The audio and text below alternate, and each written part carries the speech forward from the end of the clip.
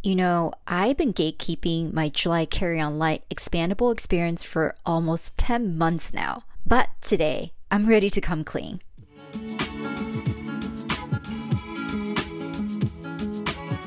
You probably found my channel through my massive hardshell carry-on review. In that video, I promised to take the winner for a spin in the real world and report back my actual experience. So before I jump in, let's do a quick recap.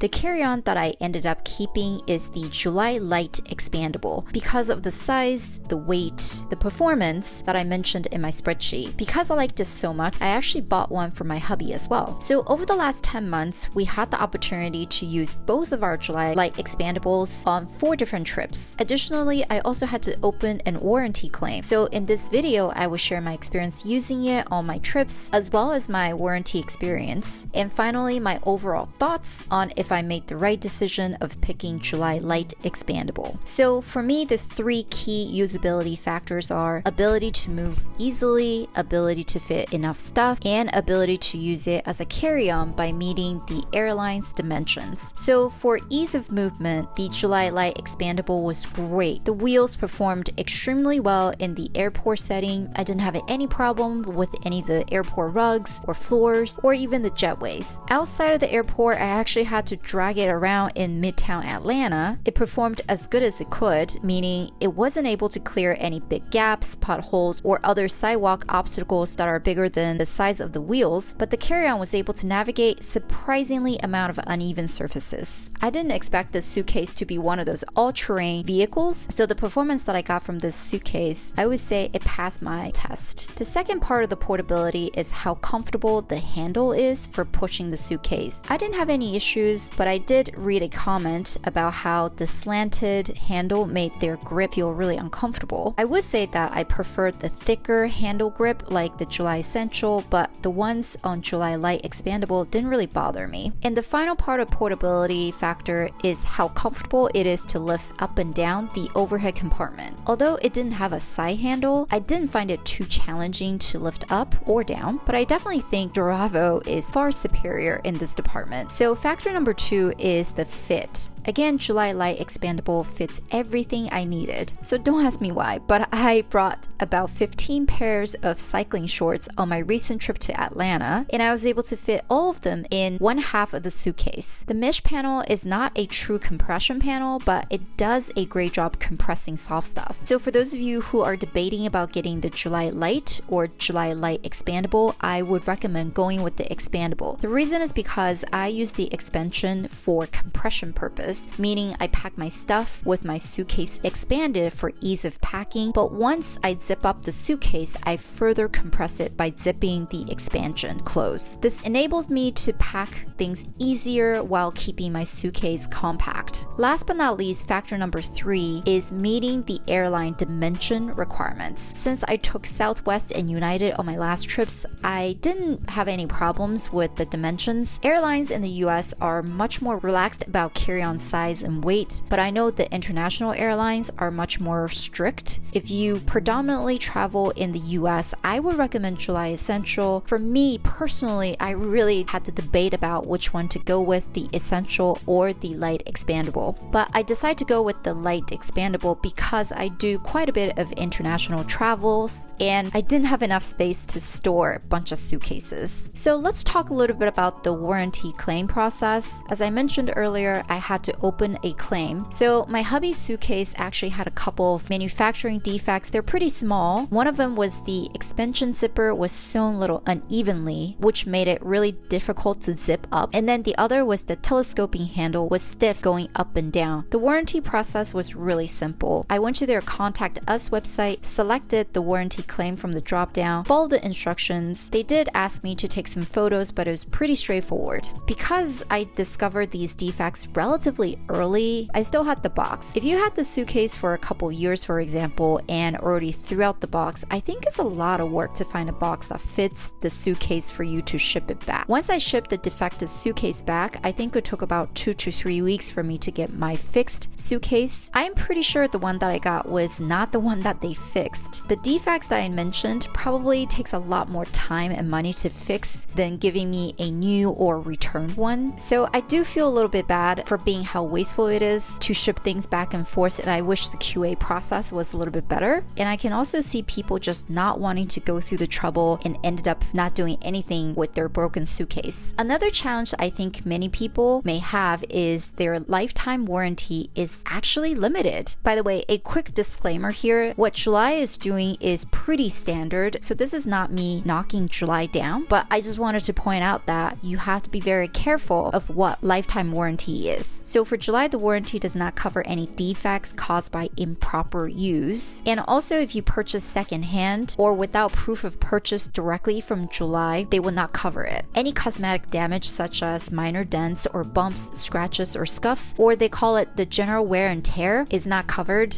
And any damage that's not impacting the overall function of the suitcase is also not covered. This is part of the reason why I don't really emphasize the warranty in my reviews. Lifetime warranty is not actually lifetime warranty unless you buy a Briggs & Riley suitcase. I think they're probably one of the only ones that does the repair with no questions asked. Oh, another side note, and this is something to consider, is that a lot of these suitcase manufacturers, they're pretty new. You have no idea how long they will be in business. So according to Ernst & Young's report, the average lifespan of US S&P 500 companies is about 67 years, and that was from 80 years ago. And now the average lifespan of a US S&P 500 company is only about 15 years. And we're talking about S&P 500, not some privately owned consumer-facing company. The point that I'm trying to say is that I would not select a suitcase based on the warranty that they have advertised on their product page.